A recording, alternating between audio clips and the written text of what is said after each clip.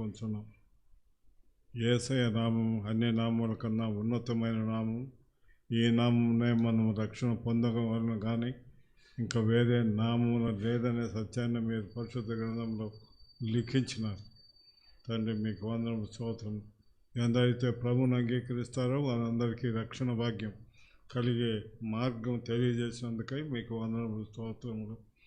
మీరు అక్కడ దినాలలో ఉన్నాము. అనేక మంది ప్రభువును అంగీకరించి క్షేమం పొందినట్లు, సంతోషం పొందినట్లు, పరలోక రాజ్యంలో చేర్చబడినట్లు కృప చూపించమని ప్రార్థించుకుంటున్నాం.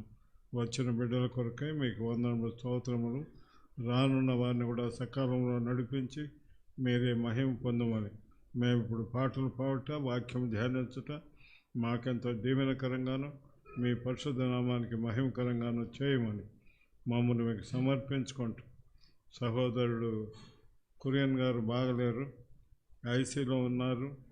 తండ్రి మీరే దయబెట్టి సంపూర్ణ స్వస్థత, ఆరోగ్యం, బలం దయచేసి తండ్రి మా మధ్య క్షేమంగా రేపటి దినాన్నైనా నడిపించమని వేడుకొంటున్నాము. వందనము స్తోత్రం. ఈ విధంగా జంట నగరాల్లో జరుగుతున్న సేవా పరిచర్య అంతటినీ మీ హస్తగతం చేసుకుంటున్నాం. సహాయం దయచేయండి. ఆ విధంగా వరల్డ్ వైడ్ తండ్రి ప్రపంచమంతటా ఎక్కడెక్కడ మీ నామం ప్రకటించబడుతుందో అక్కడ నీరు కట్టి ఫలింప చేయమని, శత్రువు ఎత్తుకొని పోకుండా దయ చూపించమని ప్రార్థించుకుంటున్నాం. వందనాలు స్తోత్రాలు చెల్లించుకుంటూ మమ్మల్ని మీకు సమర్పించుకుంటూ యేసయ్య నమ్మకమైన నామమున, మహిమగల నామమున, స్తుతించి ప్రార్థించి ఆరాధించదగిన నామమున మా హృదయపూర్వకమైన వందనములు, స్తుతి స్తోత్రము చెల్లించుకుంటున్నాము తండ్రి. ఆమేన్. చెప్పండి.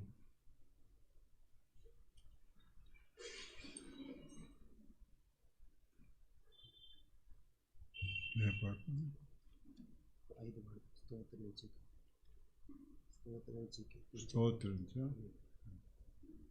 మీరు వస్తే నేను మోహంగా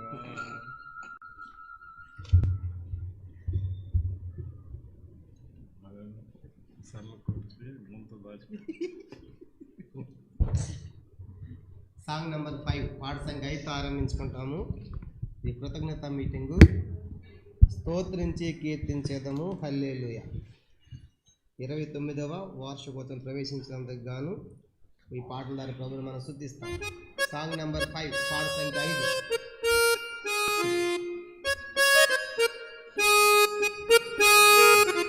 షీట్లు గారు బుక్స్ ఉన్నాయి, షీట్స్ ఇస్తారు, తీసుకోండి.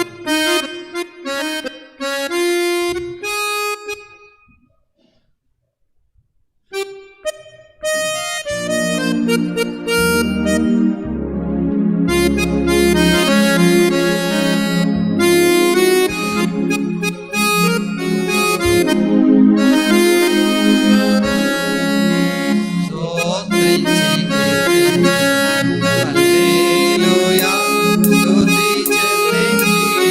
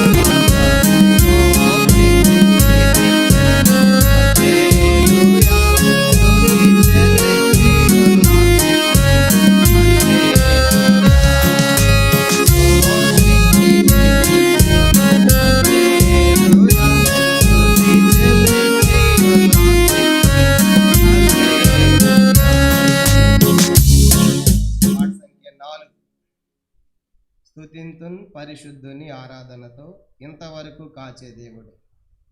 25 ఏండ్లు మనం 28 ఏండ్లు అని పాడతాం.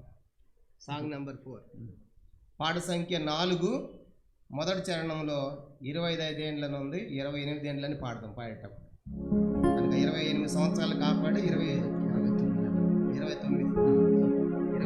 పాట అట్లా పాడతాం.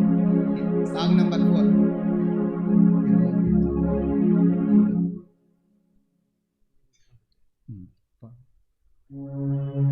4వ పాట.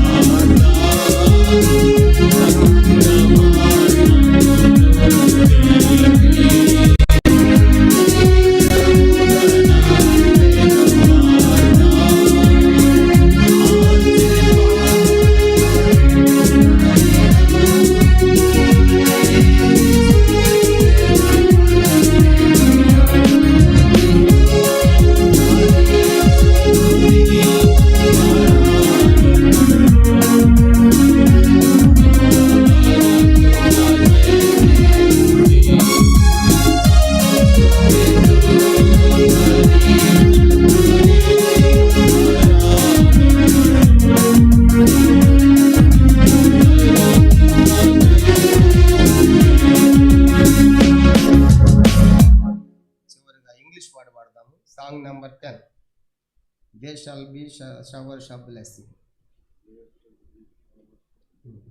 సాంగ్ నెంబర్ 10 ఇంగ్లీష్ పాట చివరిగా మనం పాడుకుని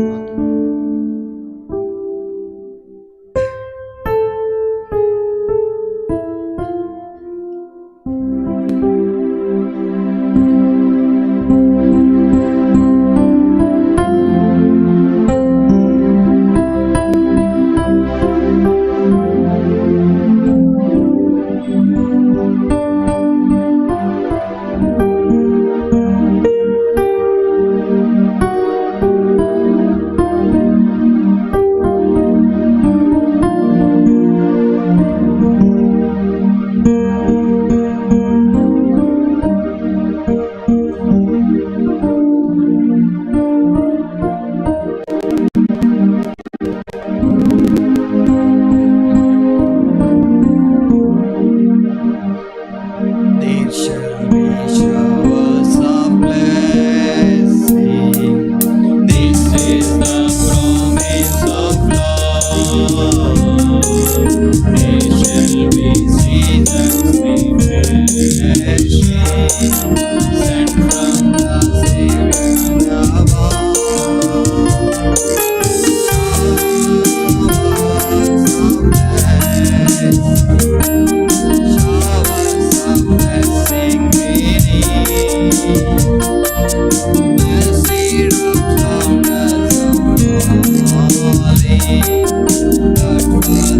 Showers we pray.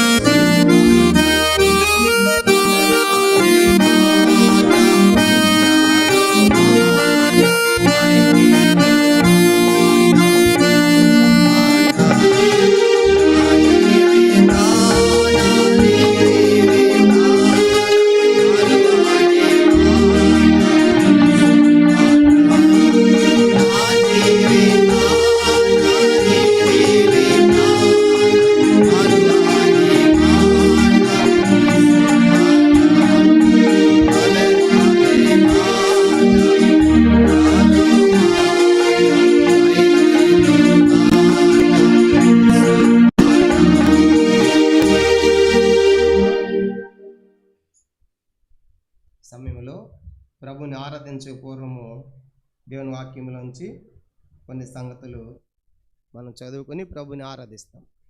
మనకి ఇవ్వబడిన థీము ఆదికాండము 12వ అధ్యాయం. ఆదికాండము 12వ అధ్యాయము అందరం కలిసి 2వ వచనాన్ని అందరం కలిసి చదువుకుందాం. ఆదికాండము 12వ అధ్యాయము 2వ వచనము అందరం కలిసి ఈ వాక్యాన్ని మనం చదువుకుంటాం. చదువుదాము. నిన్ను గొప్ప జనముగా చేసి నిన్ను ఆశీర్వదించి నీ నామను గొప్ప చేయుదును, నీవు ఆశీర్వదముగా నుందువు. కాబట్టి దేవుడు అబ్రహామును ఆశీర్వదించాడు. గలతీ పత్రిక 3వ అధ్యాయం. అపోస్తలుడైన పౌలు గలతీలకు రాసిన పత్రిక 3వ అధ్యాయము. అబ్రహాం పొందినటువంటి ఆశీర్వచనం, అబ్రహామును దేవుడు ఎలాగ ఆస్వాదించాడో అలాంటి ఆశీర్వాదాలు మనకు యేసు ప్రభు వారి శిలువ ద్వారా మనకు కలిగినాయి. గలతీ పత్రిక 3వ అధ్యాయము 13, 14 వచనాలు కూడా అందరం కలిసి మనం చదువుకుంటాం. పేజ్ నంబర్ 169 కొత్త నిబంధనలో గలతీ పత్రిక 3వ అధ్యాయం 13, 14 వచనాలు అందరం కలిసి చదవండి. ఆత్మను గూర్చిన వాగ్దానము విశ్వాసం వల్ల మనకు లభించినట్లు అబ్రహాం పొందిన ఆశీర్వచనము క్రీస్తు యేసు ద్వారా అన్యజనుల కలుగుటకై క్రీస్తు మన కోసం శాపమై మనం ధర్మశాస్త్రమైన శాపం నుండి విమోచించాను. దీనిని గుర్చి మ్రాని వేలాడిన ప్రతివాడును శాపగ్రస్తుడని రాయబడి ఉన్నది. ఆదికాండం 12:2లో అబ్రహామును దేవుడు ఆశీర్వదిస్తాను అని చెప్పాడు. అబ్రహాం ఆశీర్వదించబడ్డాడు కూడా. అందుకే ఇక్కడ గలతీలకు పౌలు రాస్తూ అంటాడు, అబ్రహాము ఎలాంటి ఆశీర్వాదాలు పొందాడో ఆ ఆశీర్వాదాలు యేసు ప్రభువారు మనకివ్వడానికి ఆయన మన కోసం ఏమయ్యాడంటే ఆయన శాపమై శాపగ్రాహి అయి. కాబట్టి యేసు ప్రభువారికి ఎందుకు ఆ సిలువ అంటే, ఎందుకు ఆ సిలువ మరణం అంటే, అబ్రహాము ఏ ఆశీర్వాదాలు అయితే పొందాడో అవి అన్యజనులమైన మనకి ఇవ్వడానికి. అబ్రహాము ఏ ఆశీర్వాదాలు పొందాడు? దేవుని వాక్యం నుంచి ఒక 5 సంగతులు ఈ సాయంకాలం మనం చూద్దాం. చిన్న ప్రార్థన. పరలోకమందున్న మా తండ్రి, పరిశుద్ధ దేవ, మీ స్తోత్రాలు చెల్లించుకుంటున్నాం. ఇంతవరకు కూడా పాటల ద్వారా మీ నామని కనపరుచుకున్నందుకు స్తోత్రాలు. నిజంగా అబ్రహాముకు మీరు వాగ్దానం చేశారు ప్రభా, నేను నిన్ను ఆశీర్వదిస్తానని. నిజంగా అబ్రహామును ఆశీర్వదించారు కూడా. కాబట్టి ఆశీర్వాదమే అన్ని జనులమైన పాపులమైన శాపముతో మాట్లాడడానికి మా కోసం ఈ లోకాన్ని దిగి వచ్చి మాకు బదులుగా, మాకు ప్రతిగా, మాకు మారుగా ఆ శిలువ మరణం పొందారు.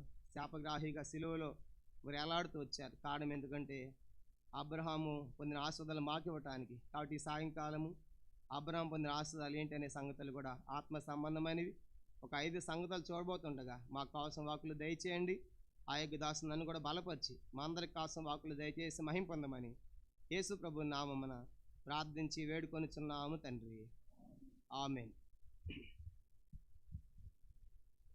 ఇలా అబ్రహాం పొందినటువంటి ఆశీర్వాదాలు ఒక 5 ఆశీర్వాదాలు ఆత్మ సంబంధంగా ఆయన పొందినవి మనం చూస్తాం. మొట్టమొదటి ఆశీర్వాదము చూడండి, ఆదికాండము 15వ అధ్యాయం.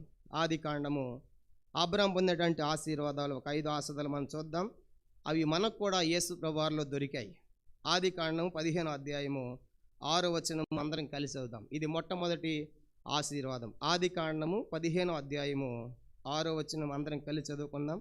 అతడు యెహోవాను నమ్మెను, ఆయన అది అతని నీతినిగా ఎంచబడెను. కాబట్టి అబ్రహాము దేవుని నమ్ముడు ద్వారా నీతిమంతుడిగా తీర్చబడ్డాడు. కాబట్టి అబ్రహాం పొందిన ఆశీర్వాదం ఏంటంటే మొట్టమొదటిది అబ్రహాము నీతిమంతుడు. అందరూ చెప్పండి, అబ్రహాం ఏంటంట? బైబిల్లో రాయబడింది రోమా 3:11, నీతిమంతుడు లేడు, ఒక్కడు లేడు, గ్రహించేవాడు లేడు, దేవుని వెదకువాడు లేడు, అందరిని త్రోవ తప్పి ఏకముగా పనికి మాలవారని అని రాయబడింది. అంత మాత్రమే కాదు, మొదటి రాజులు 8:46లో రాయబడింది పాపము చేయని వాడు ఒక్కడు కూడా లేడు అని రాయబడింది. అంత మాత్రమే కాదు, ప్రసంగి గ్రంథం 7వ అధ్యాయం 20లో రాయబడింది పాపము చేయక మేలు చేయుచుండు నీతిమంతుడు భూమి మీద ఒక్కడును లేడు. రోమా 3:20 మనకు బాగా తెలుసు, ఏ భేదమును లేదు, అందరూ పాపము చేశారు. కాబట్టి ఈ లోకంలో నీతిమంతుడే లేడు, కనుక మంచివాడే లేడు. అందుకే అయితే అబ్రహామును అబ్రహాము దేవుని నమ్ముడు ద్వారా విశ్వాసము ద్వారా అబ్రహాముని ఏం చేశాడు? నీతిమంతుడిగా చేశాడు. వాస్తవానికి ఈ చదివిన వాక్యాలను బట్టి మనం కూడా నీతిమంతులం కాలేం. మనలో కూడా నీతిమంతులు ఎవరు లేరు. అయితే ఇప్పుడు అబ్రహాం పొందినటువంటి ఆ నీతి మనకివ్వడానికి యేసు ప్రభువారు మనం నీతిమంతులు అవ్వడానికి ఆయన ఏం చేశాడు? 2 కొరింథీ పత్రిక 5వ అధ్యాయం కొరింథీయులకు రాసిన 2వ పత్రిక 5వ అధ్యాయము. మనల్ని కూడా నీతిమంతులుగా చేయటానికి యేసు ప్రభువారు మన కోసము పాపముగా చేయబడ్డాడు. 2 కొరింథీ పత్రిక 5వ అధ్యాయము 21వ వచనము అందరం కలిసి చదువుకుంటాం. 2 కొరింథీ పత్రిక 5వ అధ్యాయము 21వ వచనం. మన నీతిమంతులు ఎలా చేయబడినామంటే 2 కొరింథీ 5:21 చదవండి. ఎందుకనగా మనం ఆయన యందు దేవుని నీతి ఎగినట్లు పాపమెరుగని ఆయనను మన కోసం పాపముగా. కానీ ఇప్పుడు మన నీతిమంతులుగా చేయటానికి యేసు ప్రభువారు ఏం పొందాడంటే ఆయన పొందిన స్థానము మన కోసము పాపముగా చేయబడి. ఆయన పాపం చేయలేదు, ఆయన ఆయన నోట కపటం లేదు, ఆయనలో పాపం లేదు. కనుక అంత శతాధిపతి కానీ పేతురు కానీ వాళ్ళందరూ చెప్తూ వచ్చారు, ఈయన నోట ఏ కపటమును లేదు, ఆయన పాపము ఎరుగడు. అందుకే పరిశుద్ధుడు, నిర్దోషి, నిష్కల్మషుడు, పాపుల్లో చేరక ప్రత్యేకంగా ఉన్నటువంటి మిక్కిలి గొప్పదైన ప్రధాన యాజకుడు. అలాంటి ప్రభు నీ కోసము నా కోసం మనందరి కోసము ఈ పాపలోకానికి వచ్చాడు. అందుకే ఆయన పాపముగా చేయబడ్డాడు. అందుకే లోక పాపను మోసుకొని పోవు దేవుని గొర్రెపిల్లగా మనందరి పాపము ఆయన మీద మోపబడింది. కానీ ఇప్పుడు ఆయన మన పాపాన్ని మోసి ఆయన చనిపోవడం ద్వారా మనం నీతిమంతులం అయ్యాం. పేతురు రాసినటువంటి మొదటి పత్రిక 3వ అధ్యాయం. పేతురు రాసిన మొదటి పత్రిక ఆ రీతిగా యేసు వారి యొక్క మరణము మనల్ని నీతిమంతులుగా చేసింది. పేతురు రాసిన మొదటి పత్రిక 3వ అధ్యాయం 18వ వచనము మధ్యలో రాయబడింది. మొదటి పేతురు పత్రిక 3వ అధ్యాయం 18వ వచనం. ఏలయనగా మనల్ని దేవుని వద్దకు తెచ్చుటకు నీతిమంతుడైన క్రీస్తు శరీర విషయంలో చంపబడి. కాబట్టి యేసు ప్రభువారు మనల్ని నీతిమంతులుగా చేయటానికి తండ్రి వద్దకు తీసుకొని రావడానికి ఆయన చంపబడ్డాడు. కాబట్టి ఈ రాత్రి మనం దేవుని ఎందుకు ఆరాధించాలంటే, ప్రభు అబ్రహామును నీతిమంతులుగా చేశావు, అయితే నన్ను నీతిమంతులుగా చేయడానికి నా కోసం పాపముగా చేయబడ్డావు, నా కోసము శరీర విషయంలో చంపబడ్డావు, అందుకే నీకు స్తోత్రం అని మనం ప్రభువుని ఎలుగెత్తి ఆరాధించడానికి ఇది మొదటి హేతు, మొదటి కారణం. రెండోది చూడండి, అబ్రహాం పొందినటువంటి 2వ ఆశీర్వాదం. ఆదికాండము 13వ అధ్యాయం. ఆదికాండము 13వ అధ్యాయము 2వ వచనం. అబ్రహాం పొందినటువంటి 2వ ఆశీర్వాదం. ఆదికాండము 13వ అధ్యాయము 2వ వచనం కూడా అందరం కలిసి మనం చదువుకుంటాం. ఆదికాండం 13వ అధ్యాయము 2వ వచనం చదవండి. అబ్రహాము వెండి బంగారము పశువులు కలిగి బహుధనవంతుడై ఉండేను. కానీ ఇప్పుడు అబ్రహాం పొందిన 2వ ఆశీర్వాదం ఏంటంటే, అబ్రహాము వెండి బంగారం పశువులు కలిగి బహుధనవంతుడై ఉండేను. కాబట్టి ఇది ఒకవేళ భౌతికంగా అబ్రహాము ధనవంతుడే, ఆత్మీయంగా కూడా అబ్రహాము ధనవంతుడే. అయితే ఇప్పుడు మనల్ని ధనవంతులుగా చేయటానికి అబ్రహాం వలె మనం ధనవంతులుగా చేయటానికి యేసు గారు పొందిన స్థానం ఏంటి? 2 కొరింథీ పత్రిక 8వ అధ్యాయం చూడండి. ఆయన మనం ధనవంతులుగా చేయటానికి అబ్రహాం వలె ధనవంతులుగా చేయటానికి ప్రభు ఆయన పొందిన స్థానం. 2 కొరింథీ పత్రిక 8వ అధ్యాయం 9వ వచనం అందరం కలిసి చదువుకుంటాం. 2 కొరింథీ పత్రిక 8వ అధ్యాయము 9వ వచనము అందరం కలిసి చదవండి. మీరు మన ప్రభువైన యేసుక్రీస్తు కృపను ఎరుగుదురు కదా, ఆయన ధనవంతుడై ఉండి మీరు తన దారిద్ర్యం ధనవంతులు కావాలని మీ నిమిత్తము దరిద్రుడు ఆయను. కాబట్టి ఇప్పుడు ఈరోజు యేసు ప్రభువారు మనం ధనవంతులుగా చేయటానికి ఆయన ఏ స్థానం తీసుకున్నాడు?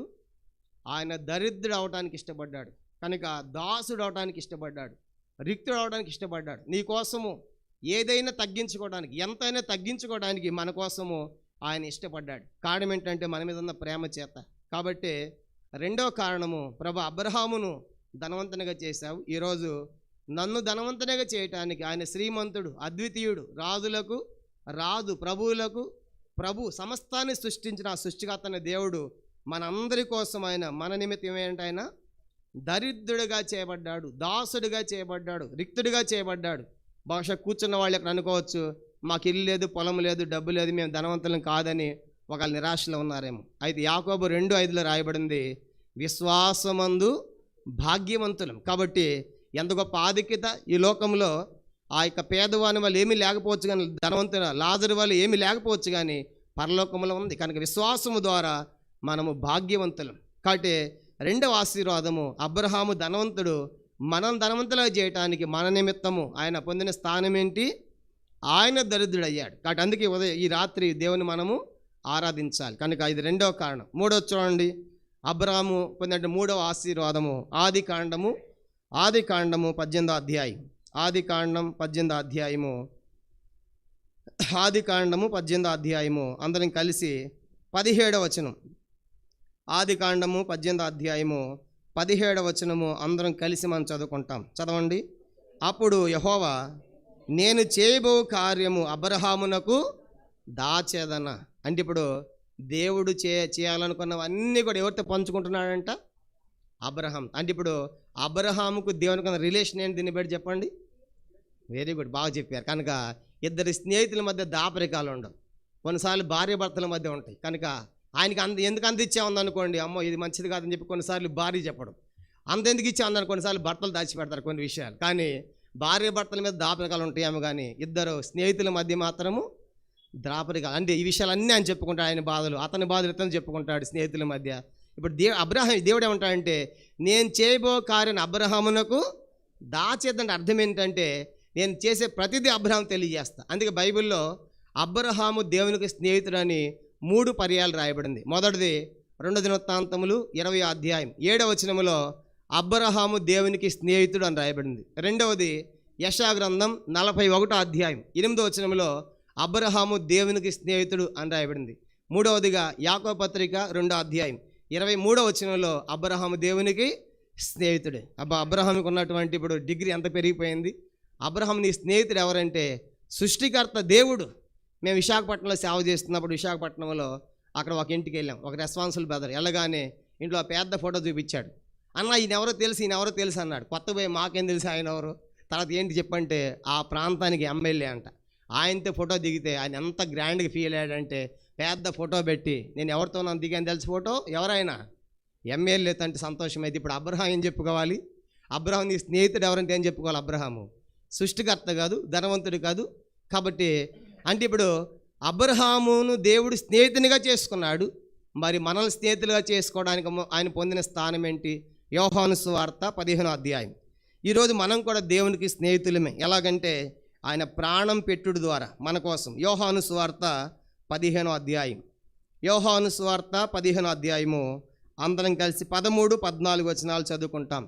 యోహాను సువార్త 15వ అధ్యాయం 13, 14 వచనాలు అందరం కలిసి మనం చదువుకుంటాం. చదవండి. తన స్నేహితుల కొరకు తన ప్రాణము పెట్టువాని కంటే ఎక్కువైన ప్రేమ గలవాడెవడును లేడు. నేను మీకు ఆజ్ఞాపించి వాటిని చేసిన ఎడల మీరు నా స్నేహితులై ఉందరు. కాబట్టి ఈరోజు మనము దేవుని స్నేహితులము అని ఎలా రుజువు అంటే ఆయన మన కోసం ఏం పెట్టాడు? ప్రాణాన్ని పెట్టాడు. కాబట్టి ఇంకా ప్రాణం పెట్టువాని కంటే ఎక్కువైన ప్రేమ గలవాడు ఎవరు కూడా లేరు. కనుక ఈ లోకంలో ప్రాణం పెట్టడానికి ఎవరు ముందుకు వస్తారు? కాబట్టి అబ్రహాము స్నేహితులుగా చేసుకున్న దేవుడు నన్ను స్నేహితులుగా చేసుకోవడానికి, నీతో నాతో సహవాసం చేయడానికి ఆయన మన నిమిత్తమై తన ప్రాణాన్ని పెట్టాడు. కాబట్టి ఎంత గొప్ప ఆశీర్వాదం. కాబట్టి ఈరోజు మనము దేవునికి స్నేహితులుగా చేసుకున్నాడు. కాబట్టి అందుకే మనం ప్రభువుని ఆరాధించాలి. ప్రభా, అందుక నువ్వు సిలువెక్కింది, అందుక నువ్వు ఆ సిలువ దర్శనం, కనుక అందుక నువ్వు ఆ సిలువ మీదకి వెళ్ళింది అంటే ఎందుకంటే అబ్రహాం పొందినటువంటి ఆశీర్వాదాల్లో అబ్రహాములాగా నన్ను నీతిమంతునిగా చేయటానికి నా కోసం పాపంగా చేయబడ్డావు, నా కోసం మరణించావు, అందుకని నీకు వందనాలు. అంత మాత్రమే కదా అబ్రహామును కనుక రెండవది ధనవంతునిగా చేయడానికి నా నిమిత్తమై నీవు దరిద్రుడిగా రిక్తుడిగా దాసుగా చేయబడినందుకని నీకు వందనాలు. మూడవదిగా అబ్రహాములో నన్ను స్నేహితునిగా చేయడానికి నా నిమిత్తమై నీ ప్రాణాన్ని అర్పించినందుకు నీకు వందనాలని చెప్పేసి మనం దేవుని ఆరాధించాలి. ఇది 3వ ప్రాముఖ్యమైన సంగతి. 4వది చూడండి, అబ్రహాం పొందినటువంటి 4వ ఆశీర్వాదం. ఆది కాండము 24వ అధ్యాయం. ఆది కాండము 24వ అధ్యాయము మొదటి వచనం అందరం కలిసి చదువుకుంటాం. ఆది కాండము 24వ అధ్యాయం మొదటి వచనము అందరం కలిసి మనం చదువుకుంటాం. ఆది కాండం 24వ అధ్యాయం మొదటి వచనం చదవండి. అబ్రహాం బహుకాలం గడిచి వృద్ధుడై ఉండెను, అన్ని విషయములు యెహోవా అబ్రహామును ఆశీర్వదించెను. అబ్రహామును ఎన్ని విషయాలు ఆస్వాదించాడు? అన్ని విషయాలు. అంటే పట్టిందంతా కూడా బంగారం అన్నట్టు. అబ్రహాం ఏం చేసిన అన్ని సక్సెస్ఫుల్. కానీ కారణం ఏంటంటే అన్ని విషయాలు ఆస్వాదం. ఎంతవరకు అంటే అది ఆస్వాదం ఎంతవరకు? నిండు వృద్ధాప్యం వరకు, చనిపోయేంత వరకు కూడా ఆస్వాదాలు అబ్రహాంకు. కానీ అంటే అబ్రహాం యొక్క శాపం అంతా ఏమైపోయిందంటే ఆశీర్వాదము చేసేసాడు దేవుడు, కనుక ఆస్వాదంగా చేసేసాడు. కనుక తన శాపం అంతా ఆస్వాదంగా మారిపోయింది. కాబట్టి ఈ యొక్క శాపం ఎట్లా ఆస్వాదంగా మారింది మన విషయంలో అంటే ద్వితీయోపదేశకాండం 23వ అధ్యాయం. దేవుడు మనల్ని ప్రేమించాడు కాబట్టి మన మీద ఆయనకున్న ప్రేమను బట్టి మన శాపాన్ని ఆయన మీద వేసుకుని కనుక మనల్ని ఆయన ఆశీర్వదించాడు. ద్వితీయోపదేశకాండం 23వ అధ్యాయం అందరం కలిసి 5వ వచనం. ద్వితీయోపదేశకాండం 23వ అధ్యాయము 5వ వచనం. అయితే నీ దేవుడని యెహోవా బిలాము మాట విననొల్లకుండెను. నీ దేవుడని యెహోవా నిన్ను ప్రేమించెను గనుక నీ దేవుడని యెహోవా నీ నిమిత్తం ఆ శాపమును ఆశీర్వాదముగా చేశాను. కాబట్టి ఈరోజు మన శాపం అంతా కనుక ఆ సిలువ ద్వారా గలతీ పత్రిక 3వ అధ్యాయం 13-14 వచనాల ప్రకారము మన శాపం అంతా ఆయన ప్రేమ చేత ఈ శాపాన్ని తన మీద వేసుకుని కనుక మనకు ఆయన ఆశీర్వాదాన్ని ప్రసాదించాడు. అందుకే ప్రభా నా శాపం అంతా కూడా నువ్వు భరించి నీ ఆశీర్వాదము నాకు ఇచ్చినందుకై నీకు స్తోత్రాలు. అందుకే మన అతిక్రమ కీలు బట్టి అతడు గాయపరచబడను, మన దోషాలను బట్టి నలుగొట్టబడును, మన సమాధాన శిక్ష అతని మీద పడింది. కాబట్టి మన స్థానాన్ని ఆయన తీసుకున్నాడు, మన శిక్ష ఆయన పొందాడు. కాబట్టి అందుకే క్రీస్తు యేసు వారికి ఏ శిక్షా విధియు లేకుండా చేశాడు. కారణం ఏంటంటే ఆ సిలువలో మన శాపమంతా ఆశీర్వాదంగా చేసేసాడు. కనుక దాన్ని బట్టే ఈ రాత్రి మనం దేవుని ఆరాధించడానికి 4వ కారణం ఏంటంటే ప్రభా నా యొక్క ఆశీర్వాదము కనుక నా యొక్క శాపాన్ని నువ్వు సిలువ ద్వారా ఆశీర్వాదంగా చేశావు. అబ్రహాం వల్లి నన్ను కూడా ఆశీర్వదించినందుకు నీకు స్తోత్రాలు. మనం ప్రభుని ఆరాధించాలి. ఇది 4వ కారణం. 5వ చూడండి, అబ్రహాము పొందిన ఆశీర్వాదం ఏంటిది? 5వది ఆఖరిది యెహోషువ గ్రంథం 24వ అధ్యాయం. యెహోషువ గ్రంథము 24వ అధ్యాయము 2వ వచనాన్ని మనం చదువుకుంటాం. యెహోషువ గ్రంథము 24వ అధ్యాయము 2వ వచనము అందరం కలిసి యెహోషువ 24:2 చదవండి. యెహోషువ జనులందరితో ఇట్లను ఇశ్రాయేలు దేవుడు యెహోవా చెప్పినది ఏమనగా ఆది కాలము నుండి మీ పితరులు అనగా అబ్రహాముకును నాహోరుకును తండ్రి అయిన తెరహ కుటుంబీకులు నది యూఫ్రటీస్ అద్దరు నివసించిన ఇతర దేవతలను పూజించిరి. కాబట్టి అబ్రహాం యొక్క గత జీవితం మనం చూసినప్పుడు ఉదయకాలం కూడా ఎన్నో సంగతులు మనం విన్నాం. అబ్రహాము వారి పితరులు కనుక ఏం పూజించారంట? నది అద్దరిని, ఇతర దేవతలు. అంటే అబ్రహాము ఒకప్పుడు విగ్రహారాధికుడు. చెప్పండి, ఎవరంటే ఆయన? అబ్రహాము విగ్రహారాధి. ఆ యొక్క విగ్రహాలు చేసుకుని అమ్ముతున్నటువంటి సమయంలో అపోస్తుల 7వ అధ్యాయం 1వ వచనం ప్రకారము మహిమగల దేవుడు ఆయనకు ప్రత్యక్షమయ్యాడు. కనుక ప్రత్యక్షమై ఇప్పుడు విగ్రహాలను విడిచిపెట్టి అబ్రహాము ఏ స్థాయికి వచ్చాడంటే చూడండి, ఆదికాండం 17వ అధ్యాయం. విగ్రహారాధికుడే కానీ ఈరోజు విశ్వాసులందరికీ కూడా తండ్రిగా పిలువబడుతున్నాడు. ఎంత గొప్ప ఆధిక్యత చూడండి. ఆదికాండము 17వ అధ్యాయం. ఒకప్పుడు విగ్రహారాధికుడే ఈరోజు అనేక జనములకు తండ్రి. కనుక ఉదయకాలం కూడా చూసాం, మూల పురుషుడు కనుక విశ్వాసులందరికీ కూడా తండ్రిగా చేయబడ్డాడు. ఆదికాండం 17వ అధ్యాయము 3-4 వచనాలు మనం కలిసి చదువుకుంటాం. అబ్రహాము సాగిలపడగా దేవుడు అతనితో మాట్లాడి, ఇదిగో నేను నియమించిన నా నిబంధన నీతో చేస్తున్నాను, నీవు అనేక జనములకు తండ్రి వగుదు, మరి ఇక మీదట నీ పేరు అబ్రాం అనబడదు, నిన్ను అనేక జనములకు తండ్రిగా నియమించితిని కనుక నీ పేరు అబ్రహాము అనబడును. కనుక ఈరోజు విశ్వాసులందరికీ మూల పురుషుడు తండ్రి ఎవరు చెప్పండి?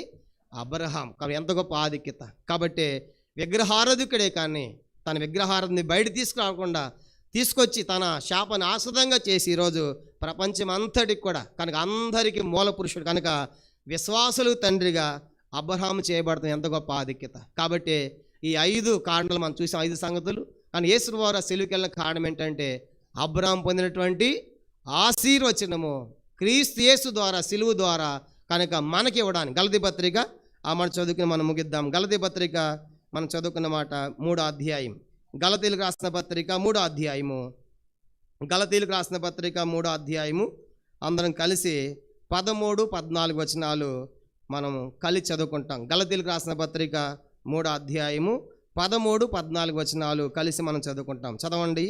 ఆత్మను గూర్చిన వాగ్దానము విశ్వాసం వల్ల మనం లభించినట్లు అబ్రహాం పొందినటువంటి ఆశీర్వచనము క్రీస్తు యేసు ద్వారా అన్యజనులకు కలుగుటకై క్రీస్తు మన కోసం శాపమై మనల్ని ధర్మశాస్త్రం యొక్క శాపము నుండి విమోచించెను. ఇందుని గూర్చి మ్రాని మీద వేలాన్ని ప్రతివాడును శాపగ్రస్తుడని రాయబడి ఉన్నది. కాబట్టి ఈరోజు యేసు ప్రభువారు మన కోసము శిలువలో శాపగ్రస్తుడిగా శాపగ్రాహిగా శాపముగా చేయబడిన కారణం ఏంటంటే అబ్రహాం పొందిన ఆశీర్వాదాలు అన్ని జనులు మనకి ఇవ్వడానికి. చెప్పండి, మొదటిదేంటి?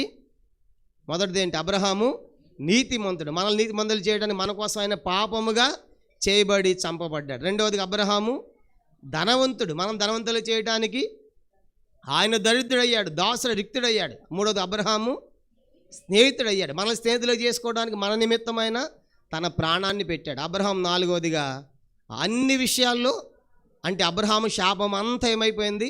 ఆస్వాదంగా చేశాడు. కాబట్టి ఈరోజు కనుక దేవుడు కూడా మనల్ని ప్రేమించి మన శాపాన్ని ఆయన ఆస్వాదంగా మార్చాడు. ఐదవది ఆఖరిది అబ్రహాము విగ్రహారాధ్యకుడు ఒకప్పుడు. ఈరోజు అబ్రహాము విశ్వాసులకు తండ్రి. కాబట్టి ఆ సిలువ మరణం ఎందుకంటే ఈ అబ్రహాం పొందినటువంటి ఆస్వాదాలు మనకి ఇవ్వడానికి ఆ సిలువలో ప్రభు కార్యం చేస్తూ వచ్చాడు. కాబట్టి ఈ మాట తలపోసుకుని ప్రభుని మనం ఆరాధిస్తాము. ఈ సమయంలో మరి సహోదరుల నుంచి ఇద్దరు క్లుప్తంగా ప్రభుని ఆరాధిస్తారు. గత 29 సంవత్సరాలు దేవుడు కాపాడినందుకు గాను ఇద్దరు సహోదరులు క్లుప్తంగా ఆరాధించండి. తర్వాత దైవ సేవకులు ఆరాధిస్తారు. ఆ తర్వాత ఒక పాట పాడుకుని మనము ముఖ్యమైన వర్తమానాన్ని మనము వింటాం. మొదలుపెట్టండి బ్రదర్స్, మొదలుపెట్టండి. ఒక ఇద్దరు సహోదరులు ఎవరైనా సంఘపక్షంగా దేవుడు చేసిన మేలులు గత సంవత్సరాలు కాపాడినందుకు గాను ఒక ఇద్దరు సహోదరులు, తర్వాత ఇద్దరు సహోదరులు, తర్వాత దైవ సేవకులు ఆరాధిస్తారు.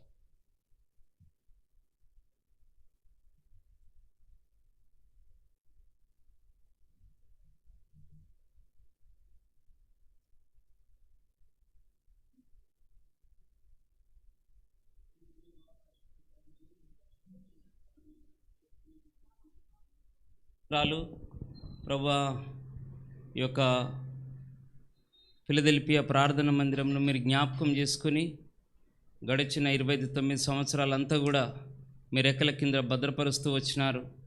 సంఘమును మీరు కాచి కాపాడి భద్రపరిచినందుకే వందనాలు స్తోత్రాలు చెల్లిస్తుంటున్నాం. దుష్టుని బారి నుంచి తప్పించి మీ కృపను మీ క్షేమమును సంఘం పట్ల చూపిస్తూ వచ్చినందుకే వందనాలు స్తోత్రాలు. మీ దాసుడు అంకుల్ని జ్ఞాపకం చేసుకొని గడిచిన సంవత్సరాలంతట్లో మీ దాసునికి తోడుగా ఉండి సంఘం నడిపించే విషయంలో మీరు దయ చూపిస్తూ వచ్చినందుకే వందనాలు స్తోత్రాలు చెల్లిస్తుంటున్నాం. ప్రభా, అబ్రాహామును మీరు జ్ఞాపకం చేస్తూ వచ్చినారు. ఆ రీతిగా ప్రభా మీ దాసుని జ్ఞాపకం చేసుకొని ప్రభా సంఘం విషయంలో మీరు ఎంతగానో ఆశీర్వదిస్తూ వచ్చినందుకే వందనాలు స్తోత్రాలు చెల్లిస్తుంటున్నాం. ఈ రీతిగా ప్రభా పాపులమైన మా కొరకు మీరు కల్వరిశిలో మరణించడం వలన ప్రభా మా శాపంను మీరు భరించి మీరు ధనవంతుడై ఉండి కూడా మా కొరకు దరిద్రుడిగా చేయబడుతూ వచ్చినారు. మీరు పొందిన దెబ్బల చేత మాకు ఇచ్చిన విడుదల, విమోచన, పాప క్షమాపణను బట్టి మీకు వందనాలు స్తోత్రాలు చెల్లిస్తుంటున్నాం. సంఘ జీవితంలో చేస్తూ వచ్చిన మేళ్ళు ఉపకారములన్నిటిని బట్టి మిమ్మల్ని స్తుతిస్తూ ఆరాధిస్తూ ఈ యొక్క సాయంకాల ప్రభు ఆరాధన యేసు ప్రభు నామమున సమర్పిస్తున్నాను తండ్రి. ఆమేన్.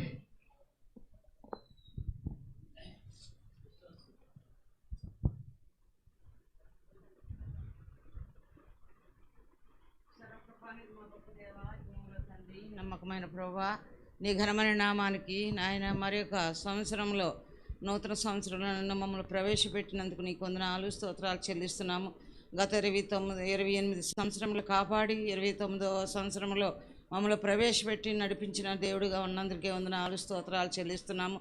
సంవత్సరాది మొదటి సంవత్సరాంతం వరకు నీ కృప తోడుగా ఉంచి నీ ఆశీర్వాదములను మాకు అనుగ్రహిస్తూ నడిపించిన నీ ప్రేమంతటి కొరకు వందనాలు స్తోత్రాలు చెల్లిస్తున్నాం తండ్రి. గడిచిన కాలంలో అన్నింటిలోనూ మీ కృపను మాకు తోడుగా ఉంచి నడిపించినందుకు వందనాలు. మాకు స్నేహితుడిగాను నీ ఆశీర్వాదములు మాకు అనుగ్రహించి మాకు శాపగ్రస్తుడుగా మా కొరకు మారిన దేవుడిగా ఉన్నందుకే నేను స్తుతిస్తూ గణపరుస్తూ ఆరాధిస్తున్నాం తండ్రి. ఈ విధంగా నా తండ్రి నీవు జ్ఞాపం చేసుకుని సంఘంలో మీరు కలుగజేసిన ప్రతి మేలును బట్టి నీకు వందనాలు స్తోత్రాలు చెల్లిస్తున్నాను. అనుదినమున తండ్రి నీ కృపను చాలినంతగా మాకు అనుగ్రహిస్తూ నడిపిస్తున్నందుకు వందనాలు స్తోత్రాలు చెల్లిస్తున్నాం తండ్రి. నీవు నమ్మదగిన దేవుడిగా మాకున్నందుకే నీకు వందనాలు. దాసుని కూడా సంపూర్ణంగా మీరు వాడుకుంటున్న విధానం బట్టి నీకు వందనాలు. ఏ విషయంలోనూ తండ్రి మరి నాయన కొదువు లేకుండా సంపూర్ణంగా నీ సమృద్ధితో మమ్మల్ని తృప్తిపరుస్తూ నడిపిస్తున్నందుకు వందనాలు స్తోత్రాలు చెల్లిస్తున్నాం. ఈ విధంగా తండ్రి నువ్వు చేసిన చూపిన ప్రతి మేలు కొరకు ఏమి ఇవ్వగలను తండ్రి, ఏమిచ్చినా నేను రుణం తీర్చలేను. కానీ నువ్వు చేసిన మేలు ఉపకారాలను బట్టి హృదయపూర్వకమైన నా స్తుతి ఆరాధన ప్రభు యేసు క్రీస్తు నామములో సమర్పిస్తున్నాను తండ్రి.